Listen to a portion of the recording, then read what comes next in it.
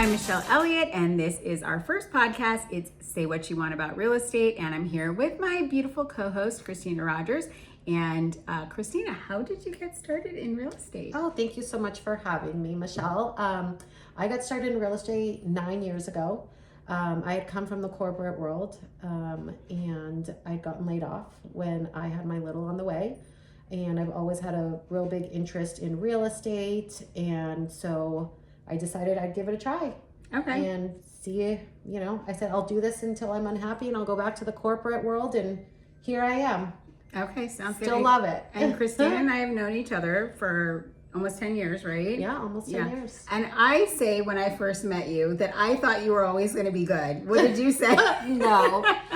You told me to run. Well, I mean, I may have told you to run, but I thought you would be good at it. I just didn't know if you would want to do it because you know how crazy real estate is. Now you know how crazy Now I real estate know. is. Yeah. Definitely, it's a lot harder than it looks. Yeah. I think everyone thinks, oh, I'll be a realtor. It'll be super easy. Like, sure, the test is easy. Great. Right. The hardest part is working with people. Right. Well, the best part is also working with people. True. That's true. And scaring up the business, really. Like, it's not like you just show up one day and then you have people that are like, oh, yeah, knocking down your door to sell you a house, right? Or for you to sell them a house. Yeah. That's the part I don't think people realize. So Yeah. when I started, as you know, I came from corporate, very structured. I liked having those kind of, benchmarks of like you go into the office. So I'd go into the office from 9 to 4, 3 days a week. Yeah. I started part-time until I got busy enough to be there really full-time. Yeah. And everyone would be like, what are you doing? And it's like, you got to get the business from somewhere. Yeah. Yeah. Nobody's just calling you. Your phone doesn't just ring, No, as absolutely. you know. Yeah, no, absolutely. No, I totally get it. So, I mean, for me, I started in real estate. It's been almost 20 years now. So when I moved here, I'm originally from the DMV, which is Washington, D.C. area, as you know. So I'm from the Virginia side. And shortly after college, I started to get my real estate license. I wasn't sure. I was like kind of weighing real estate or law school. I'm kind of glad I didn't go to law school. So I certainly don't have the loans for that. So I'm happy about that.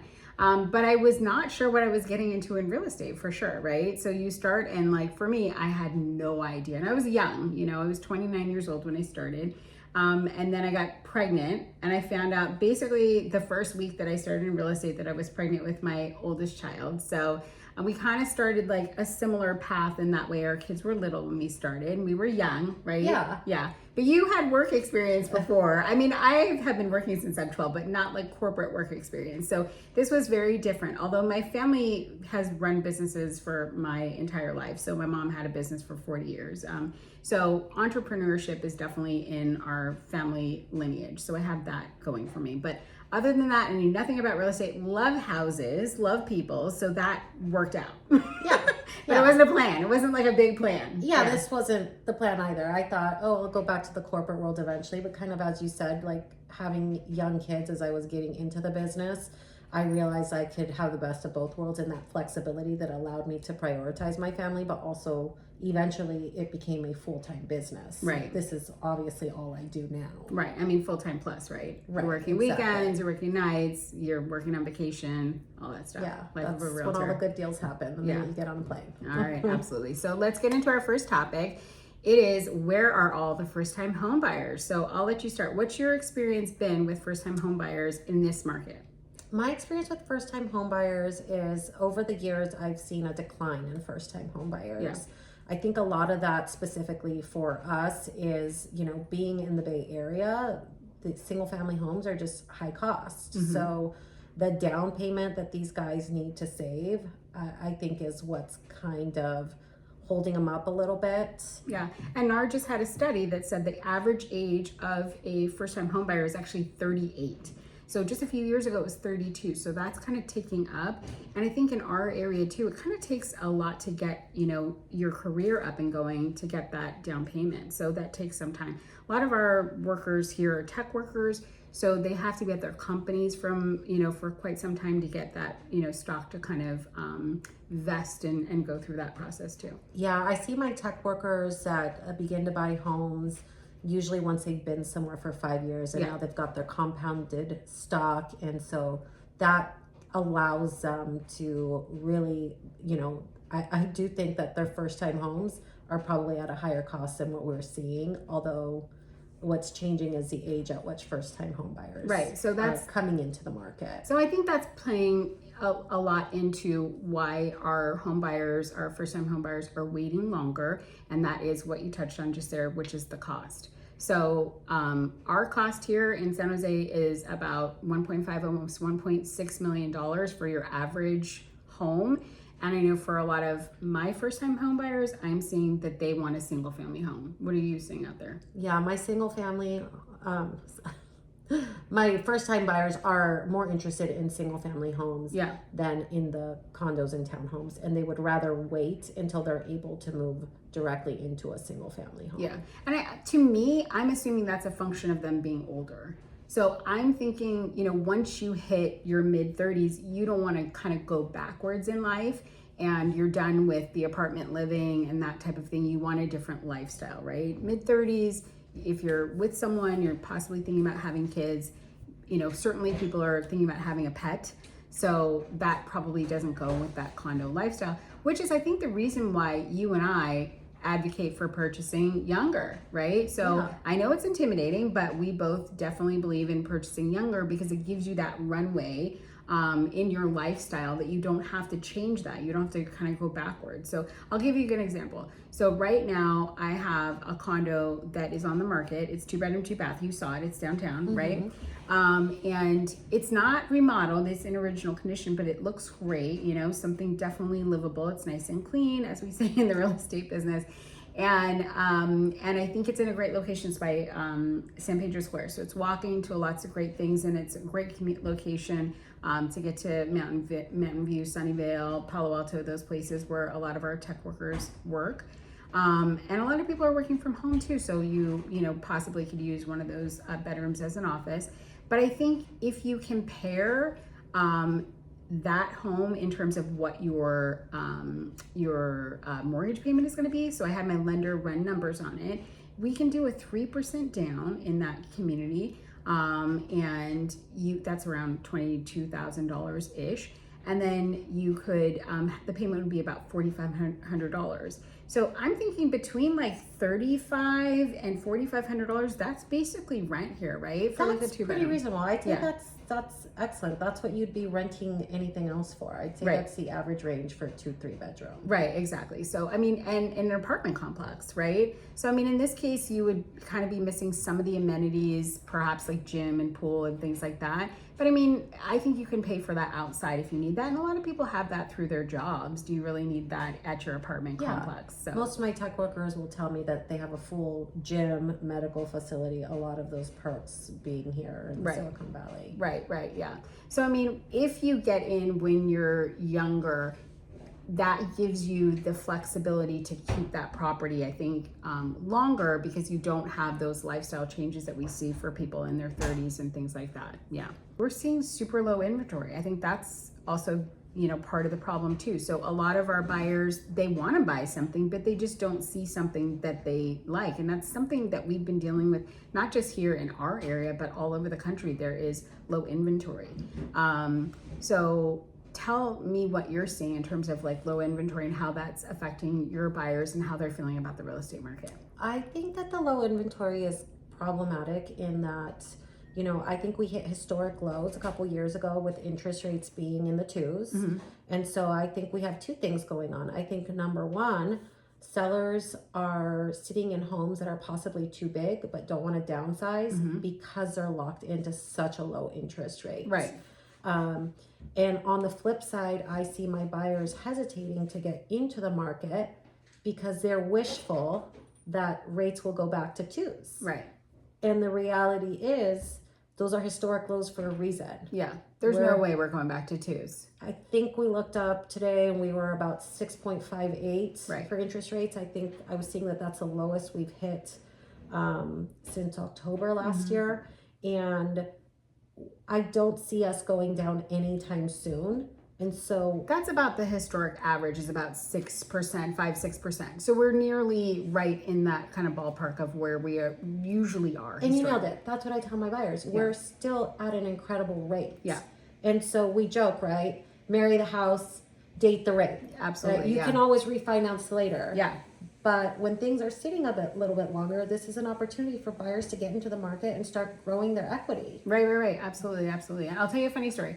So my parents purchased our first family home that my sister and my brother came home to, and the interest rate that they paid was 20%. Oh, This is yeah. in the 80s, Mine will right? tell you that too. Yeah. They were over 20%, I think, on their first home. I Really? think around 22. Yeah, right. So when you're saying it is like a reasonable rate, like historically, like rates can be higher than this for sure, right? So we want to keep that in perspective. And the thing is that if you think about, okay, well, that's like, I don't want to pay so much in interest, right? Like it's a kind of a, tough nut to swallow. Like that's a lot compared to 2%.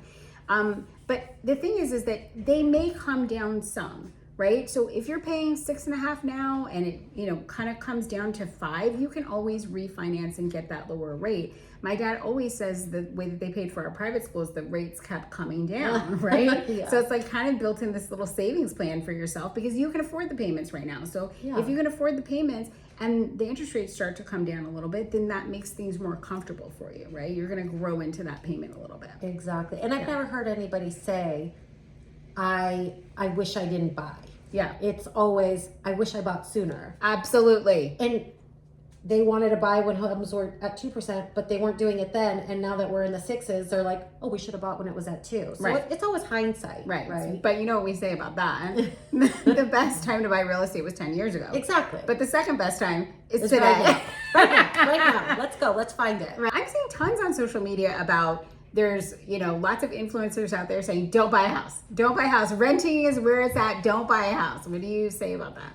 I mean, I think that's difficult. I think I hear a lot of the influencers saying, don't buy the house. I think depending on where you live, your cost of living, I think the young people want to travel right now. They don't want to lock into a large mortgage, but here's the reality is you're going to build your equity. And so over time, buying that house can be beneficial. Mm-hmm. Yes, renting right now and traveling all over the world may be fun, but do you want to do that forever? Right. And so what do you say to people? They say, I can just invest that money into the stock market. I can just invest that into the stock market. Like, it's not about my lifestyle.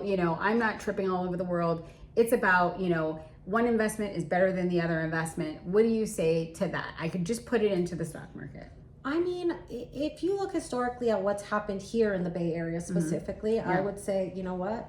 Buying a home is low risk. Right. Because the prices have historically doubled every 10 years. Every 10 years. Yeah. I mean, you go back and... To the 70s. To the 70s, yeah, absolutely. And this is what I tell everybody who relocates here. I tell them, you're new to the Bay Area. You don't know if you want to be here. It is expensive. But we have one thing that sets us apart, and that's our ability to grow our equity in our homes. Right. You don't get that everywhere. If you're not sure if you want to be here, you buy a home instead of renting. Yeah. You sell it in 3 years if you hate it here. Yeah. You walk away, you didn't lose money, you didn't make money. Yeah. But if you rent for 3 years and you decide you love it here, you've just wasted 3 years of rent and equity. Right. You stay here for 5 years, you decide you don't like it here, great. Sell your house, move away. You've now walked away with money in your pocket. But the sweet spot for Bay Area is that 7 to 10 year mark. Right. Some homes have doubled in 7 years. Yeah. And most homes are absolutely double by 10 years. Right. Of course, not a guarantee, but that's just what we have been seeing. But the analytics show us that it's true. Yeah, absolutely. We've never not seen that, basically. And I just had a family do that recently. So they moved here from, I want to say Minnesota. I honestly can't remember.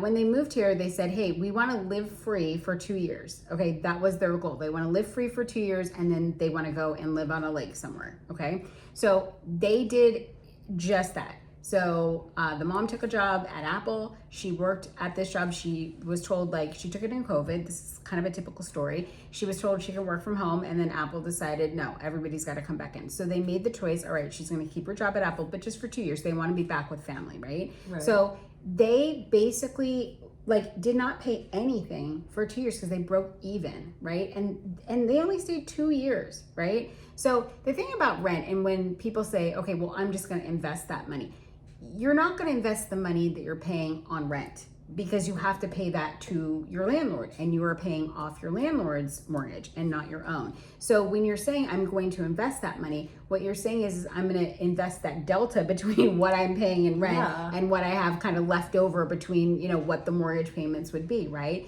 And I think the other thing too is that people are not doing like an apples to apples comparison where they're thinking about, well, renting is super cheap compared to purchasing, because you're thinking possibly in your mind, okay, well, you know, I want to rent, you know, a house, and a house could, you know, potentially cost me, you know, 1.5, 1.6, you know, $1 million to get into a house here, especially in South Bay, right? Which is one of the most expensive cities. Actually, I think there was a report we are like actually the most expensive city recently. So, and it's hard. I totally understand that. But if you're, you know, you're comparing that to you're living in an apartment now and you want to buy the single family house, yeah, maybe that's not within reach, right? But you're also not renting a single family house, because that's going to cost you like $7,000, $5,500 to $7,000 is what I'm seeing in the nicer neighborhoods, right? That's exactly what I'm seeing. Yeah. So, I mean, I don't think that, you know, when you're saying this idea of saving, you have to think about what that rent, you know, is going to cost you, because that is just completely cost that you're never going to see again. And I think a lot of these you know, influencers and people like that are saying like, you know, renting is so much better. I think that they don't, you know, live here in the Bay Area. So a lot of them don't have that same phenomenon. And I see them doing calculations, and a lot of it is like with the 2% appreciation. You know what I mean? So, well, and that's what I tell my clients all the time. Like I'll have clients that say, I want to buy an investment. And I'm like, well, what's your goal? Yeah. What's your goal? Yeah. Is your goal the long game? Yeah. You want equity, or is your goal you want to be cash positive? Yeah. Because those are two very different things. Right. And if my clients say, I want to be cash positive, I said, great, go buy out of state. Oh. Where do you want to go? Unless you have a bigger down payment. Well, I mean, it's pretty hard to be cash positive here. Yeah, right. Because a down payment here is a house somewhere else. Right, yeah. And so I have a lot of clients that do investments, and when they want to be cash positive, they buy out of state. But when they're tired of owning a rental and they want to sell it, they really don't make a lot of money from the sale. Well, yeah. Because they don't get that appreciation and equity that we do here in the Bay Area. No, absolutely. We are a long game. Yeah. So you want to grow your equity, you want to double the value of your home, you do it here, but you're going to have to hold on to it for 7 to 10 years in order for that to happen. Right, absolutely. But what happens in 7 to 10 years? Life changes. Right, yeah, no, absolutely. I think too, you know, one of a realtor I really respect here in the Valley, she told me a story over time. She's like, oh, I have a great little investment over in Campbell. I was like, wow, good for you. You know, you must have made a killing on that. She bought in the recession. She said, well, I learned my lesson. You know, she said, because in years past, I made mistakes. She said, I've purchased in Texas and in Arizona, and it's exactly what you're saying. They don't make any money on the equity, right? There's no money in the equity because it stays pretty, you know, pretty level. And you could be cash flow positive, but again, I mean, you're not going to get these huge numbers in rents anyways, right? So the little amount that you do make, you may have to invest back into the property to keep that afloat, right? Because you're going to have costs associated with that. I think too, if you're looking for an investment, I think condos are a great investment, honestly. So, because you're going to get closer to that cash flow positive number. But remember, if you're going to rent it out, I mean, you could write off any negative that you have on your mortgage payments too. So there is that, right? You have a write-off. A lot of people need a write-off anyways. Yeah, absolutely. All right, Kristina, you're going to laugh about this one. Okay. The other thing I'm seeing on social media is a lot of people blaming the boomers. They're like, this is the boomers' fault, right? The boomers had everything. It was so easy for the boomers to get into houses. It was so easy, and now it's terrible for us, and they haven't left any for us. But I did hear a talk at the National Association of Realtors. There's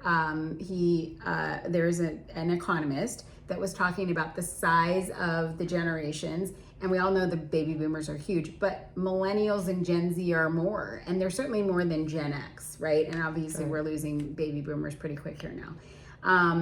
But for Gen Xers like me, I know you're a millennial,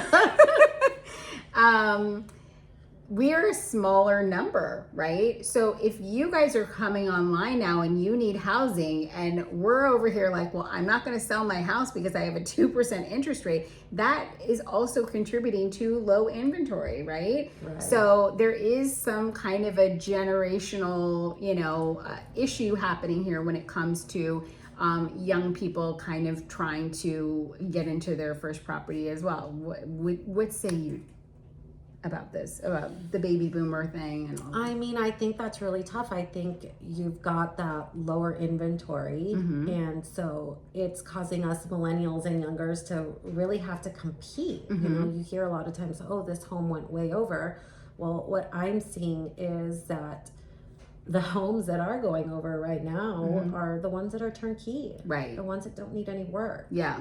So we have to maybe lower the expectations a little bit, right? So we're not going to maybe get exactly what we want straight out of the gate, right? Because that's, not doable. But I will say both you and I, our first single family homes, for sure, were fixers, right? You had to do a little fixing on yours. Yeah. I think people have kind of lost their kind of zeal for fixing up a little bit, right? Yeah, I think people don't want to put the time into that. And what I try to remind my buyers is what is most important is you want the maximum equity. You want it to double in 7 years. Your number one priority should be location. Yeah, right. Who cares what the kitchen counter is? Right. Who cares if you have the original bathroom? Right. Your value is going to go up higher if you choose on location.